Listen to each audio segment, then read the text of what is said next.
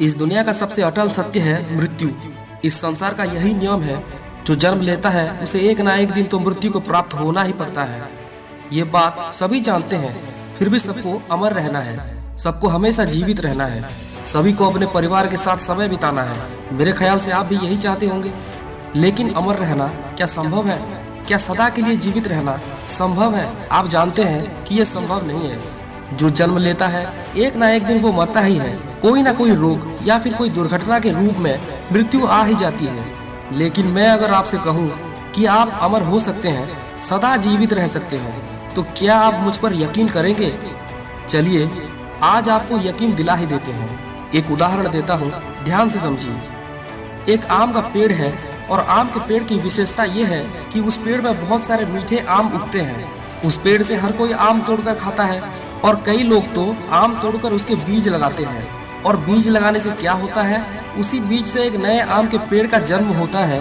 वही पौधा एक दिन पेड़ बनता है और उसमें आम उगते हैं। अब वापस उस पेड़ पर आइए जिससे कि बीज लिया गया था। अगर भविष्य में उस पेड़ को कोई काट देता है या फिर पेड़ सूख कर मर जाता है, तो आपको क्या लगता है, क्या वाकई में पेड़ मर जाएगा?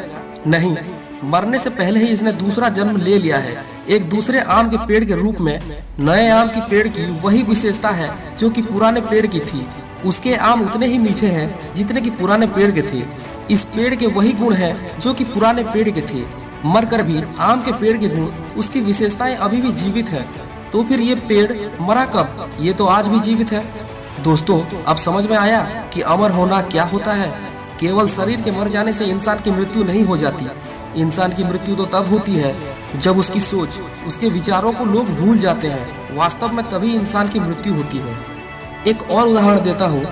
एक जलता हुआ दीपक जिसकी विशेषता है अपने लौ से अंधेरे में उजाला करना। लेकिन ये दीपक हर समय तो जलता हुआ नहीं रह सकता, कुछ समय बाद ये बुझ ही जाएगा। लेकिन अपने बुझने से पहले ये अपने लौ से कई दीपकों को जला देता है। फिर अगर ये दीपक बुझ भी जाता है तो भी उसका प्रकाश जीवित रहता है।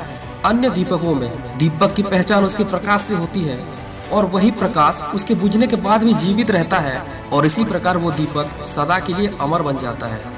दोस्तों, अब तो आपको पता चल ही गया होगा कि अमर रहना क्या होता है।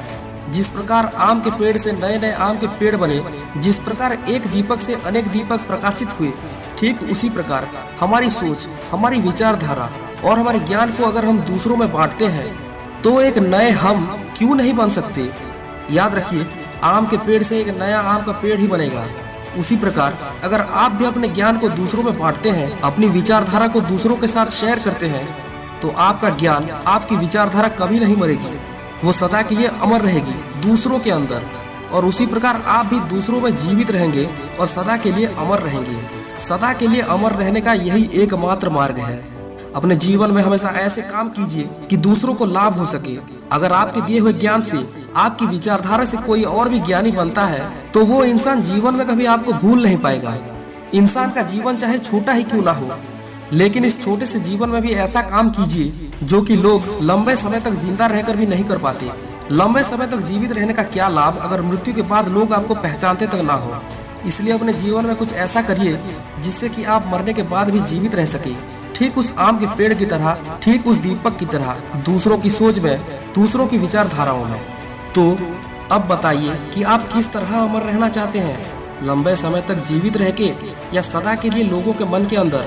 फैसला आपका है। मेरी बातें अगर आपके दिल को छू रही हैं तो इस वीडियो को लाइक कीजिए, अपने दोस्तों के साथ शेयर कीजिए और ऐसे ही वीडियोस देखने के लिए मेरे चैनल को सब्सक्राइब जरूर कीजिए। जय हिंद।